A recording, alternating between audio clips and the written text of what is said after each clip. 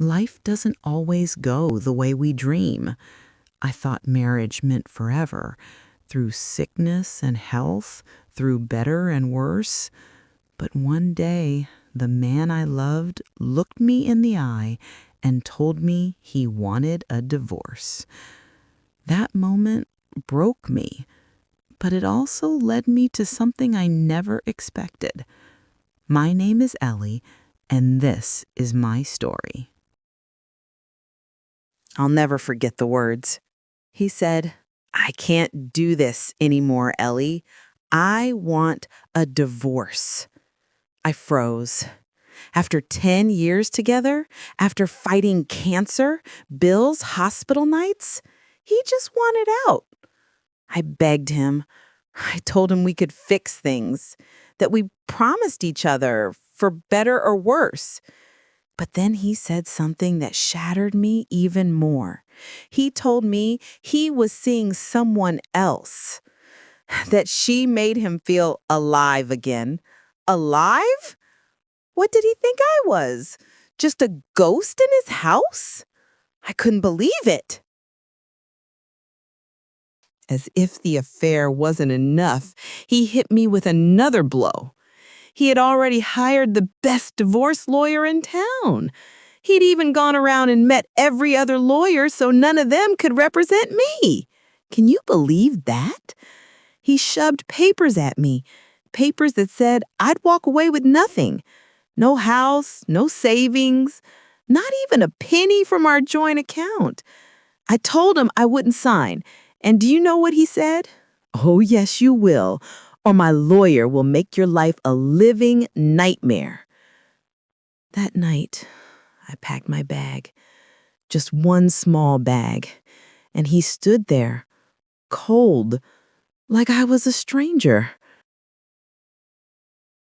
I tried checking into a hotel, but my card was declined. Turns out he had canceled my cards and changed all the passwords. Money that I had worked for, too, gone in an instant.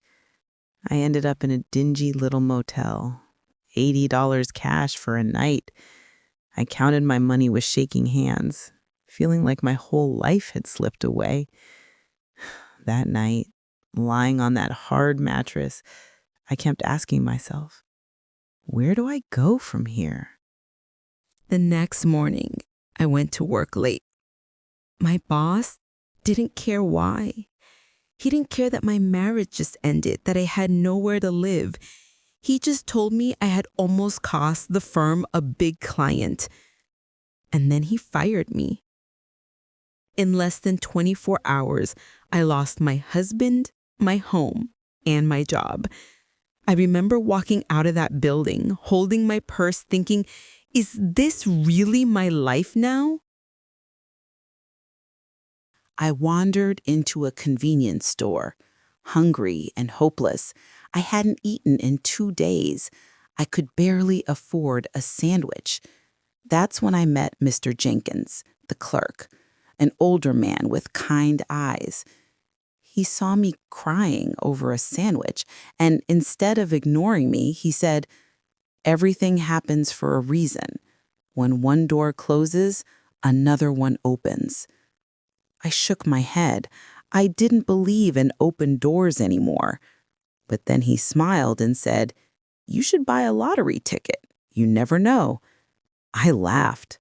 A lottery ticket? I had $3 left. That was it. And I needed food. But do you know what he did? He bought the ticket for me. He said his mama always taught him to spread kindness, even when you don't have much. That little piece of paper, pink with 6 numbers on it, didn't feel like much, but it carried hope I didn't know I needed. That night, I sat on my motel bed with that ticket in my hand. The TV announcer started reading the numbers. 10, 17, 33, 51, 64, Powerball 5. My heart stopped. I checked once, twice, 10 times. They were my numbers. Every single one of them. I dropped the ticket on the bed and covered my mouth with both hands. I couldn't even breathe. I had just won the lottery. $500 million. Of course, Peter came crawling back. He dragged me into court, saying he deserved half. Can you imagine? After he threw me out, cheated on me, and left me with nothing, now he wanted my winnings. But the judge saw right through him. She looked at the papers and said, "Mr. Jenkins, you filed for divorce 1 day before this ticket was purchased. You have no right to her winnings." Motion denied. Just like that. I walked out of that courtroom taller than I'd ever stood before. With all that money, I could have disappeared into luxury. But you know what? I didn't want to. I remembered Mr. Jenkins, his kindness, his words. So I gave back. I paid for his medical care. I sent him on the trip he always dreamed of, to the river he fished at as a boy. I set up a foundation to help people over 50 find jobs, housing, and dignity again. People like me. People who felt forgotten. Every week, I host breakfasts at the community center. We share food, stories, laughter. People find jobs. They find hope again. One woman who was living in her car now has a small apartment. A man who lost everything is working again as a caretaker. Every smile I see there means more than all the money in the world. Peter tried one last time. He came to see me. He said he was sorry. He said he missed me. And you know what? I forgave him. Not for him, but for me. Because hate is too heavy to carry. But I told him the truth. I can't go back. I won't live in the past.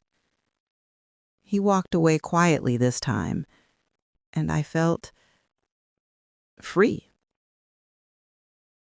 Months later, I sat by that river with Mr. Jenkins. He stood there, eyes bright, pointing at the bend where he used to fish. We laughed, we ate sandwiches, and for the first time in years, I felt like life wasn't just surviving, it was living again. I still keep that lottery ticket framed in a little drawer. Not because of the money, but because of what it stands for. One door closed, another one opened, and I stepped through. So if you ever feel like you've lost everything, remember this. Sometimes all it takes is one act of kindness, one ticket, one open door to change your whole life. My name is Ellie, and I'm living proof. Before we end, I want to know from you, where are you watching this video from? How did you feel about this story? Did it touch your heart? Please let me know in the comments below. And if you connected with the story, don't forget to like, share, and subscribe to our channel. Your support means a lot, and it helps us bring you more powerful stories like this.